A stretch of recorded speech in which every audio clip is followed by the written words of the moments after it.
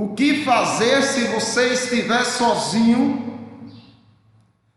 O crente fiel, meus irmãos, aquele que quer o bem da igreja, entendam, ele nunca está sozinho. Nunca. Sozinho estão os mercenários. Nem tanto, estão acompanhados de Satanás e seus demônios, mas isso é estar sozinho. Porque Satanás não tem compromisso com eles não, ainda que eles tenham com Satanás.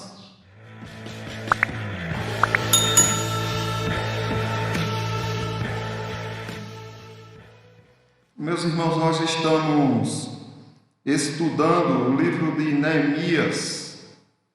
Estamos vendo quais são os passos que Neemias deu para reconstruir os muros de Jerusalém, restabelecer ali o lugar de adoração.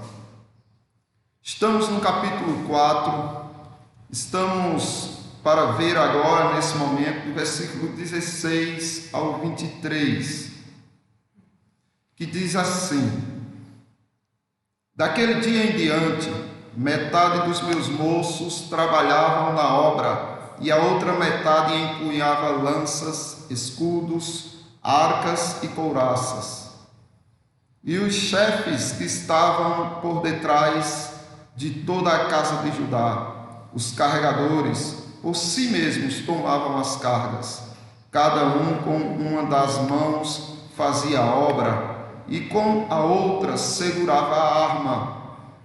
Os edificadores, cada um trazia a sua espada à cinta, e assim edificavam.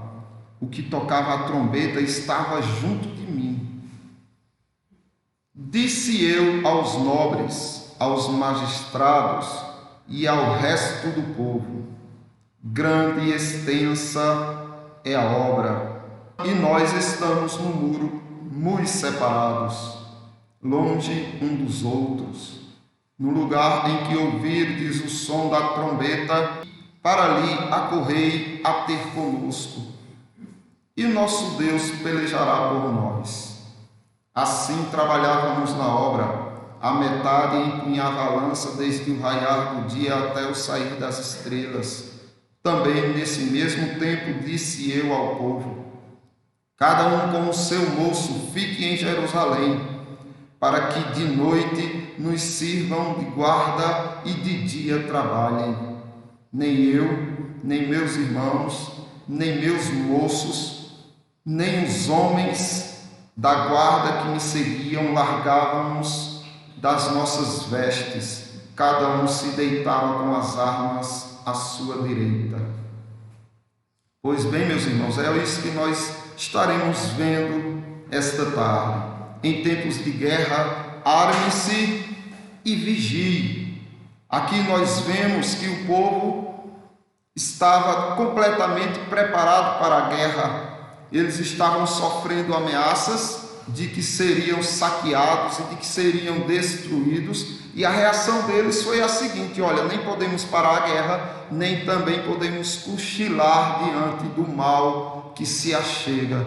Então façamos o seguinte: com uma mão nós trabalhamos na obra e com a outra mão seguraremos a espada. E assim faziam aqueles que edificavam. E aí Neemias diz que aquele que tocava a trombeta estava junto dele, ou seja, para avisar se estava chegando ou não o inimigo. Eu faço algumas perguntas aos irmãos e espero que vocês respondam no coração.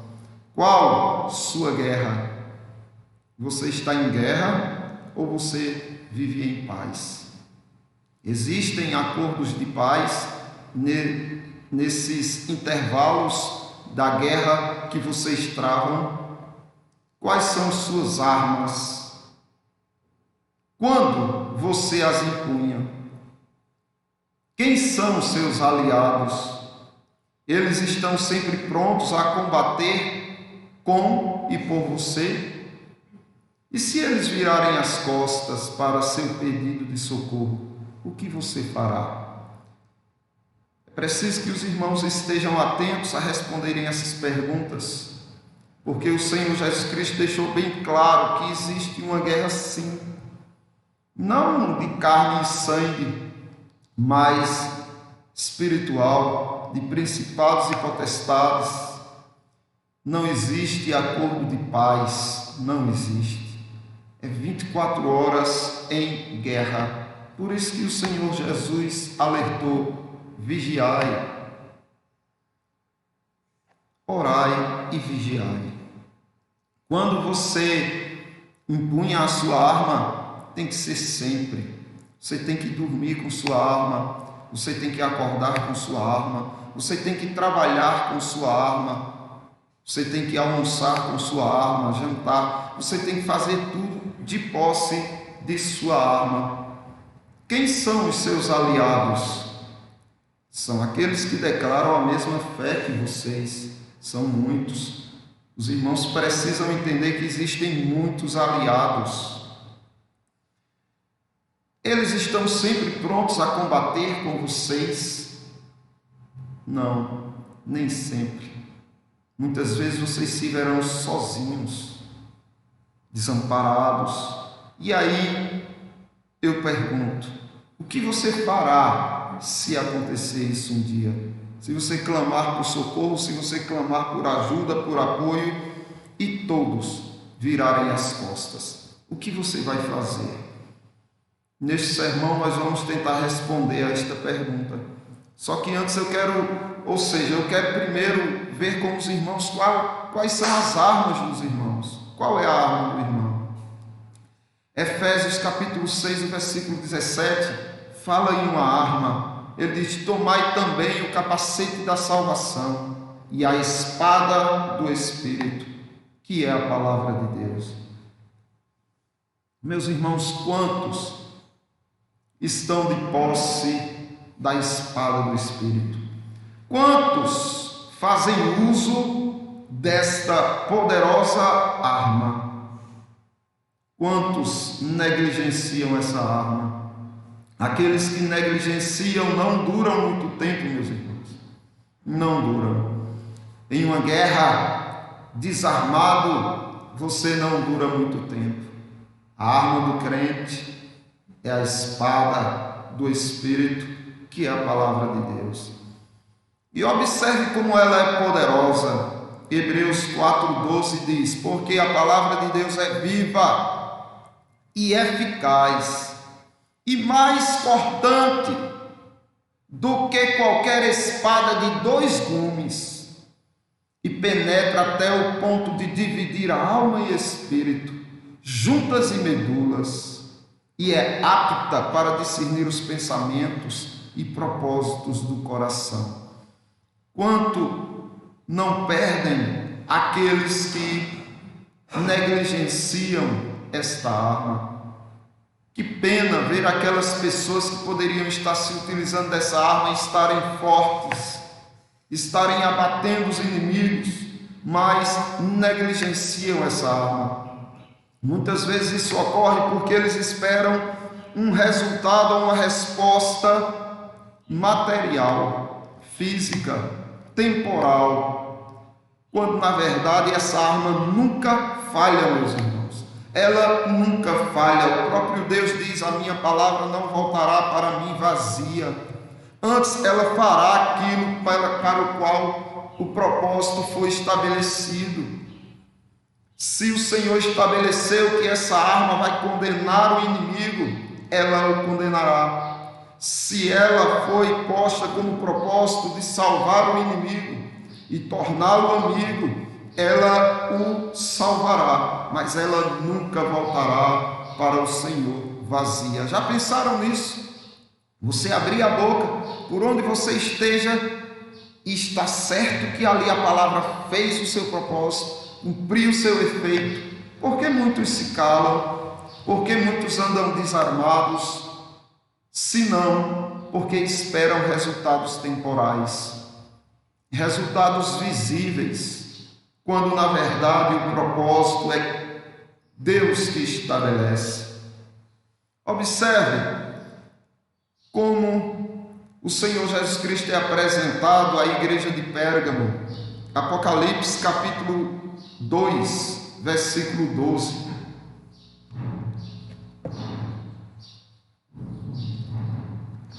Ao anjo da igreja em Pérgamo escreve: estas coisas diz aquele que tem a espada afiada de 2 gumes. Percebem quem é o dono da espada que vocês empunham? Quem é o dono dessa espada é o próprio Senhor Jesus Cristo. Ele é o dono desta arma. O capítulo 1 de Apocalipse, versículo 16, diz assim: que Jesus tinha na mão direita 7 estrelas, que são os 7 anjos da igreja, os 7 pastores das igrejas do Apocalipse. E a boca saía-lhe uma afiada espada de 2 gumes. O seu rosto brilhava como o sol na sua força. Percebem que essa espada sai da boca. O Senhor lança a sua espada quando ele pronuncia a sentença da palavra contra os seus inimigos. Então sai da boca do Senhor uma espada afiada de 2 gumes. O apóstolo Paulo, ele convoca os cristãos em Coríntios, na sua segunda epístola, capítulo 10, do 3 ao 6, para mostrar como é esse combate. E ele diz: porque, embora andando na carne, não militamos segundo a carne, ou seja, nós não fazemos guerra segundo a carne, porque as armas de nossa milícia não são carnais, e sim poderosas em Deus, para destruir fortalezas, anulando sofismas e toda altivez que se levante contra o conhecimento de Deus, levando cativo todo pensamento à sabedoria de Cristo, e estando prontos para punir toda desobediência, uma vez completa a vossa submissão.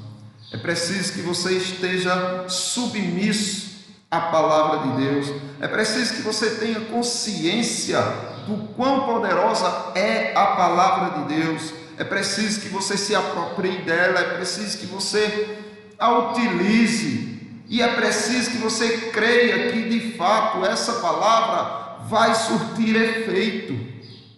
Se você está sendo fiel quando você pronuncia a palavra, é impossível ela não atingir o inimigo. É impossível ela não cortar o inimigo ao meio. Mas é preciso que você saiba valorizar a arma do Espírito. É preciso que você durma com ela. É preciso que você acorde com ela ao lado. É preciso que você trabalhe com ela. É preciso que você faça como Neemias: não se aparte da arma em tempo algum. Apocalipse capítulo 2, o versículo 16 diz: portanto, arrepende-te, e se não, venham a ti sem demora, e contra eles pelejarei com a espada da minha boca. Então o Senhor aqui faz um apelo à sua igreja, que estava se submetendo às heresias ou ao comportamento dos nicolaítas, a que eles se arrependessem, a que a igreja abandonasse esse procedimento, porque o Senhor estava vindo sem demora, e Ele estava vindo para guerra, para guerrear, para a peleja, e o faria com a espada da sua boca.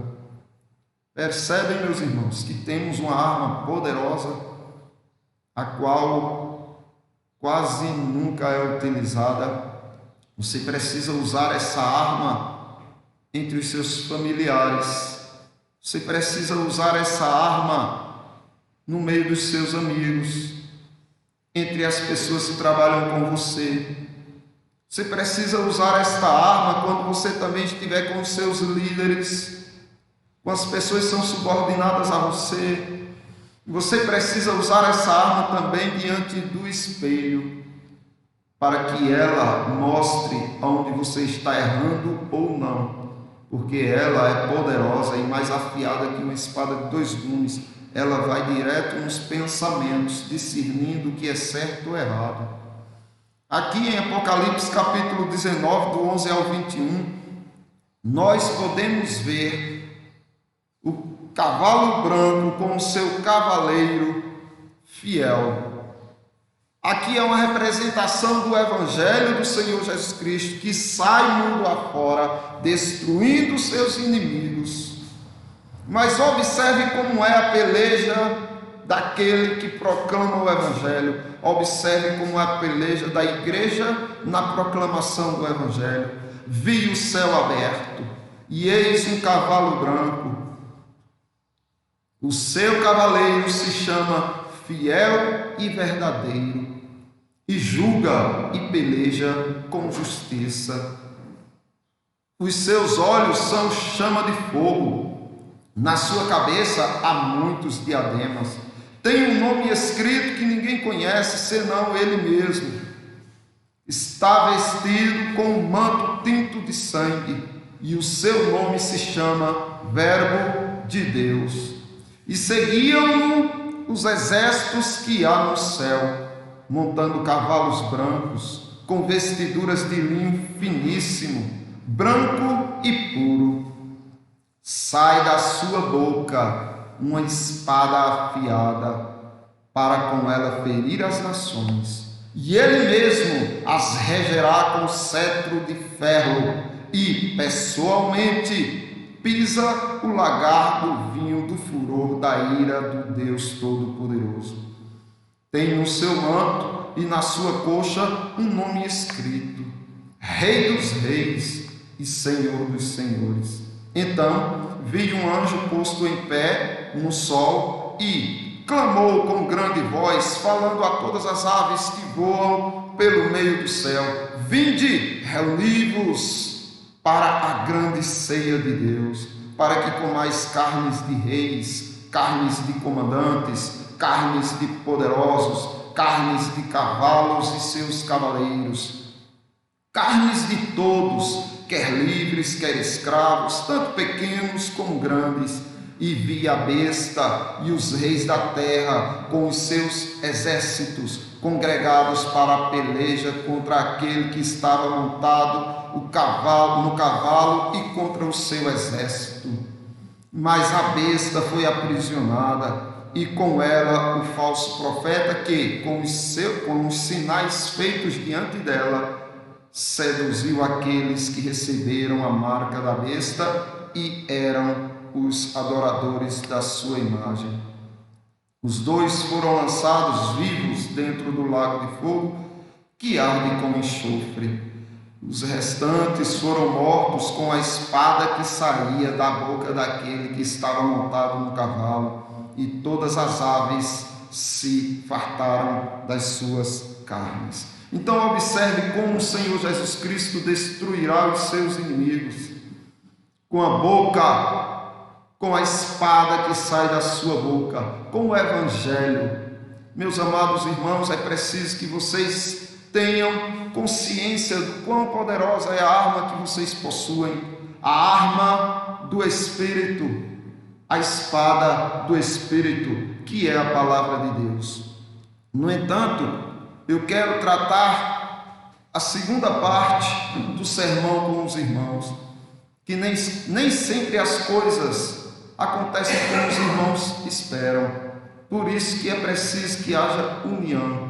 Na guerra, você precisa unir-se a seus irmãos. O versículo 19 diz: Disse eu aos nobres, aos magistrados e ao resto do povo: grande e extensa é a obra, e nós estamos no muro, muito separados, longe um dos outros, no lugar em que ouvirdes o som da trombeta, para ali correi a ter conosco. O nosso Deus pelejará por nós. Prestem atenção, meus irmãos, o que estava acontecendo aqui.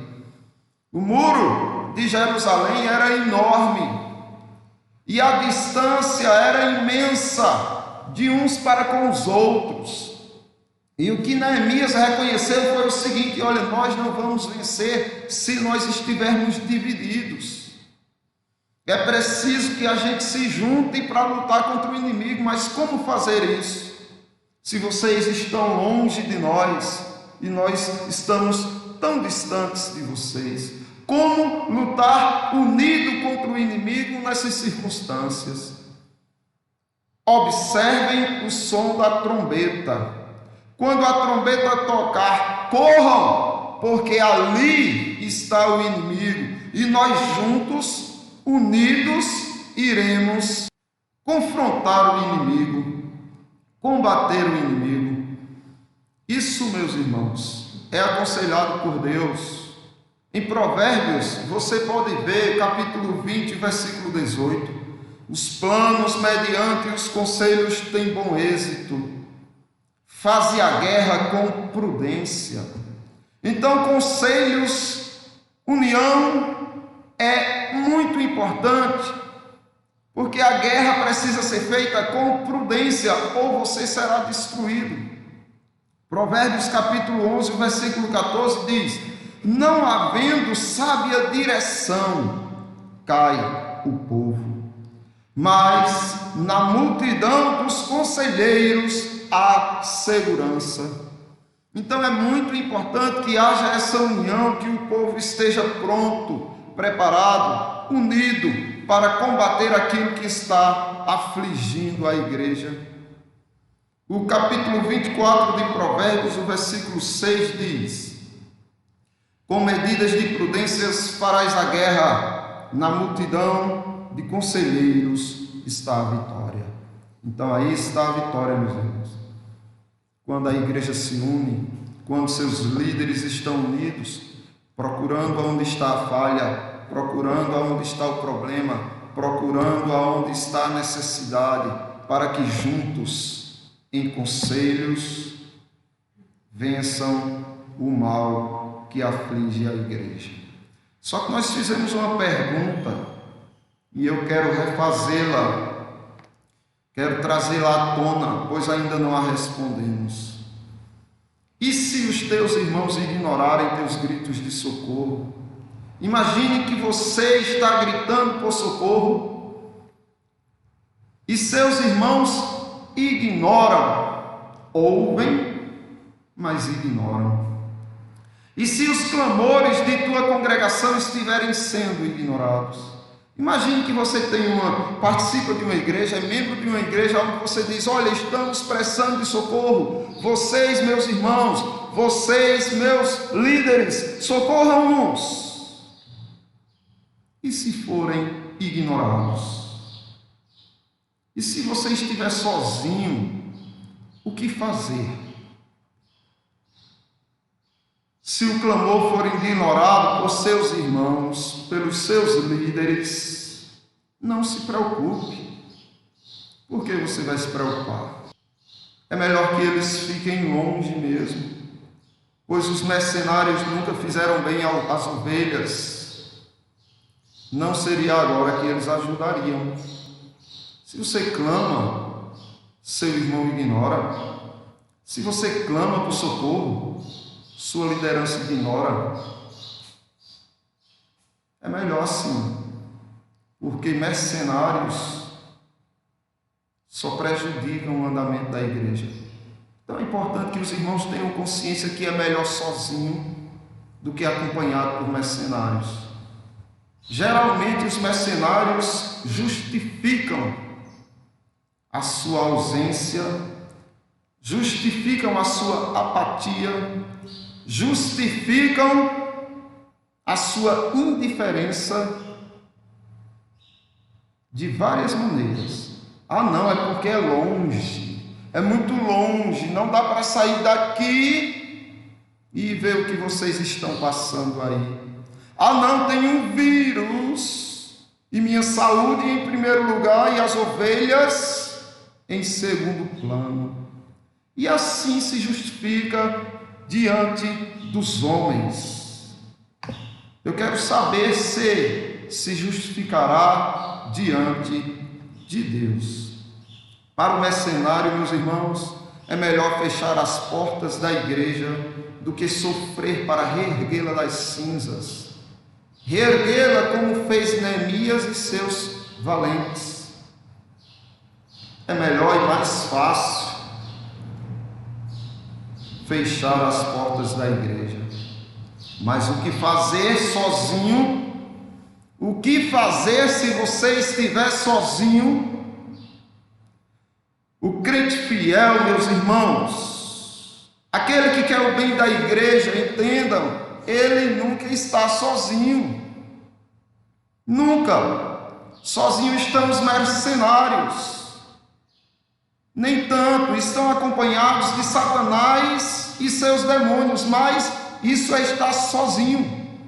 Porque Satanás não tem compromisso com eles não, ainda que eles tenham com Satanás. Mas o crente fiel, aquele que quer o bem da igreja, ele nunca está sozinho. É muito triste ver os crentes desanimando da igreja, desanimando dos cultos, porque pensam, ninguém ouve o meu clamor. Não vou mais para a igreja. Desestimulei, desanimei, não quero mais saber. Por quê, meu irmão? Porque ninguém me ouve. Espera aí. Você quer que quem te atenda? Os homens ou Deus? Os dois. Pois não fique na igreja. Porque vai ter momento que homens não vão ouvir. Os homens, então vá para eles. Só Deus, então você está fazendo certo, porque Ele te ouve. Pare de dizer que ninguém ouve o teu clamor, porque Deus ouve. Em tempos de guerra, una-se aos irmãos e ao povo, aos líderes e aos liderados. Haja união. Mas fui ignorado. Una-se ao Senhor Jesus. Pronto. O que você precisa mais? Me diga do que você precisa mais para estar cultuando na igreja, senão unicamente da união com Cristo. O nosso Deus pelejará por nós. Lembra o que Neemias disse? Ele disse, olha, quando tocar a trombeta, corram para cá, porque é aqui que a guerra está. Mas Neemias reconheceu uma coisa, é o nosso Deus que peleja. Neemias não confiava em homens, meus irmãos. Ele confiava até o ponto que Deus permitia daí para frente, não. Ele disse, olha, vamos nos unir e combater, mas entenda, é Deus que peleja por nós. Isso me faz lembrar a guerra de Israel contra as nações árabes. Hoje Israel está em guerra, sozinho novamente. Cadê as nações para socorrer e ajudar Israel? Não, está sozinha Israel. Israel está sozinho. Não temem, porque eles confiam no Altíssimo. Em 1967 houve uma guerra. A guerra conhecida como a Guerra dos 6 Dias. Onde Síria, Egito, Jordânia e Iraque, todos se uniram contra o pequeno e recém-declarado Estado de Israel. Eles não aceitavam que Israel se tornasse independente. E antes disso, em 1964, a Síria estava elaborando um plano para obstruir um dos afluentes do Rio Jordão, desviando-o para si, tirando de Israel a fonte de água deles. E isso já desembocava para uma guerra. E aí, quando Israel é declarado Estado livre, essas nações se juntam e vão aniquilar Israel. Sabe quantas nações foram socorrer Israel? Sabe quantos foram ajudar ao som da trombeta que Israel tocou? Ninguém. Desta forma, os países se uniram, 4 países árabes contra o pequeno Israel. Israel não obteve ajuda de nenhuma nação, apenas Deus foi suficiente. E só bastou 6 dias para todas aquelas nações se renderem aos pés de Israel. Eu pergunto, por que será que os crentes hoje só querem manter fidelidade a Deus, a sua igreja, se tiverem resposta de homens? Por que será? Será que só confiam em homens? Será que confiam nos homens e no Senhor? O Senhor não divide a glória dele com ninguém. Jeremias capítulo 17, dos 5 ao 7, diz o seguinte: assim diz o Senhor, maldito o homem que confia no homem, faz da carne mortal o seu braço e aparta o seu coração do Senhor. Porque será como um arbusto solitário no deserto e não verá quando vier o bem. Antes, morará nos lugares secos do deserto, na terra salgada e inabitável. Essa pessoa será seca e vazia.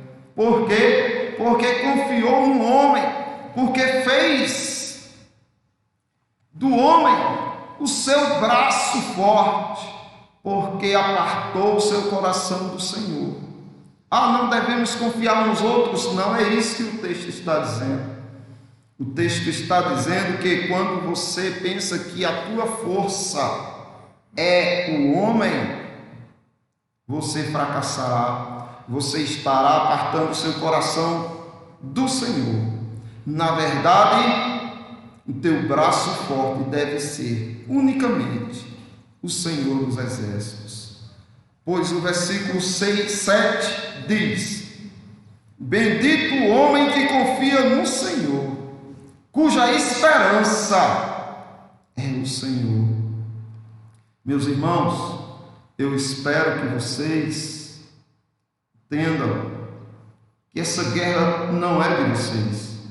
O que você passa no seu lar, o que você passa no trabalho, o que você passa nas suas demandas e angústias individuais, é uma guerra. É uma guerra que tenta fazer você desacreditar, que tenta fazer você desanimar, que tenta desestimular você.